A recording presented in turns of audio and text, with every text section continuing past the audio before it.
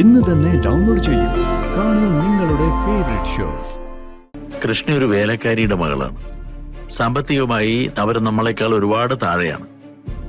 പക്ഷേ നവീന്റെ ഭാര്യയായി ആ കുട്ടി വന്നതിൽ ഒട്ടും കുറച്ചില് തോന്നുന്നില്ല. എത്ര മിടുക്കിയാണ് കൃഷ്ണമോള്. എല്ലാ കാര്യങ്ങളിലും ഗാഥയേക്കാൾ ഒരുപടി മുമ്പ് തന്നെയാണ് കൃഷ്ണ. നവീന് ചേർന്ന് നമ്മള് കൃഷ്ണ തന്നെയാ. അക്കാര്യത്തിൽ എനിക്ക് എതിരഭിപ്രായം ഒന്നുമില്ല നന്ദ. ഒരു കുടുംബം ഒരു പെൺകുട്ടി ആഗ്രഹിക്കുമ്പോ അവക്ക് വേണമെന്ന് തോന്നുന്ന എല്ലാ യോഗ്യതകളും കൃഷ്ണയ്ക്കുണ്ട്. പക്ഷേ ഹൃദയശുദ്ധി ഉള്ളതുകൊണ്ടോ ഭക്തയായതുകൊണ്ടോ വിധി മറികടക്കാൻ ആ കുട്ടിക്ക് സാധിക്കുവോ? ഇരട്ട കുട്ടികളിൽ ഒരാൾക്ക് മാത്രമേ ഈ പ്രശ്നങ്ങൾ പരിഹരിക്കാൻ പറ്റൂ എന്ന് പറഞ്ഞ വാചകം ഇപ്പോഴും കാതിൽ കടന്ന് പെരുമ്പറ കൊട്ടുകയാണ്. കൃഷ്ണയും ഗാഥയും ഒരമ്മയുടെ വയറ്റിൽ പിറന്നതല്ലെന്ന് നമുക്ക് വ്യക്തമായിട്ടറിയാം. അവളെ സമാധാനിപ്പിക്കാൻ സിദ്ധൻ ശ്രമിക്കുന്നുണ്ട്. അത് കൃഷ്ണയുടെ ഭക്തിയിൽ അദ്ദേഹത്തിനുള്ള വിശ്വാസം കൊണ്ടായിരിക്കാം. നമുക്കതന്നെ വിശ്വസിക്കാമേ. കൃഷ്ണമോള് നമ്മുടെ കുടുംബത്തെ രക്ഷിക്കും. അല്ലെങ്കിൽ ഇങ്ങനെയൊക്കെ ചുറ്റു വളഞ്ഞ് അവളിലേക്ക് നമ്മൾ എത്തിച്ചേരില്ലായിരുന്നു. രക്ഷിക്കുമെന്ന് ചിന്തിക്കാൻ എളുപ്പമാണ് നന്ദ. പക്ഷെ അതിന് കഴിഞ്ഞില്ലെങ്കിൽ അവളെ ബലി കൊടുത്ത വഴിയിൽ നിന്ന് നമുക്ക് കരയേണ്ടി വരും. പരലോകത്തെ മോക്ഷം വിട്ടേക്ക്. ജീവിച്ചിരിക്കുന്ന ഇവിടെ മനസ്സമാധാനം ഉണ്ടാവൂ?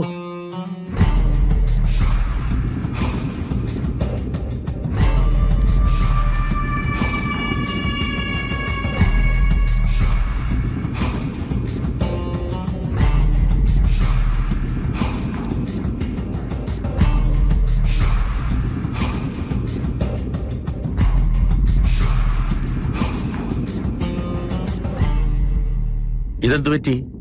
മോളെന്താ നടന്നു വരുന്നേ? അത് പിന്നെ ഞാൻ അമ്മയുടെ അടുത്തേക്കൊന്ന് പോയതായിരുന്നു. എന്നെ ഗേറ്റിൽ വിട്ടിട്ട് വണ്ടി പോയി. ഞാനിങ്ങോട്ട് നടന്നു കയറുന്നേ ഉള്ളൂ.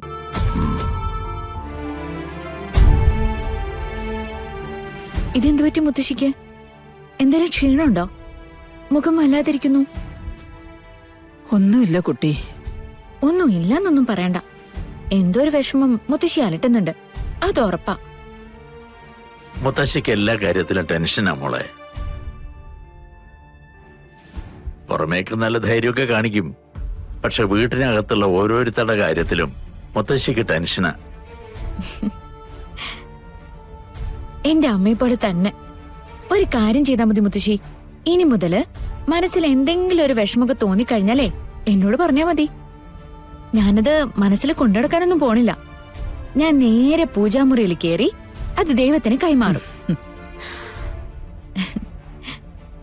എന്നിട്ടേ മുത്തശ്ശി ആഗ്രഹിക്കുന്നതൊക്കെ സാധിച്ചു കൊടുക്കണേന്ന് ഞാൻ പ്രാർത്ഥിക്കുകയും ചെയ്യും. എന്റെ ജോലിയും തീരും. മുത്തശ്ശി ആഗ്രഹിക്കുന്ന കാര്യം ദൈവം നടത്തി തരുകയും ചെയ്യും. എങ്ങനെയുണ്ട് അച്ഛാ? മോള് ചിന്തിക്കുന്നതും മോൾ ആഗ്രഹിക്കുന്നതും ഒക്കെ ദൈവം നടത്തി തരട്ടെ.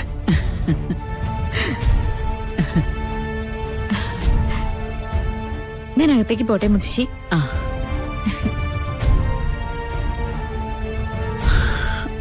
കണ്ടോ നന്ദ, മറ്റുള്ളവരുടെ വിഷമങ്ങളിൽ പോലും എന്തൊരു ശ്രദ്ധയാ. ഈശ്വര, എന്റെ മോൾക്കൊന്നും വരുത്തരുതേ. ഈ നന്മയ്ക്കൊക്കെ കൂലി ഇല്ലാതിരിക്കുവോമേ. കൃഷ്ണമോൾക്കൊന്നും സംഭവിക്കില്ല.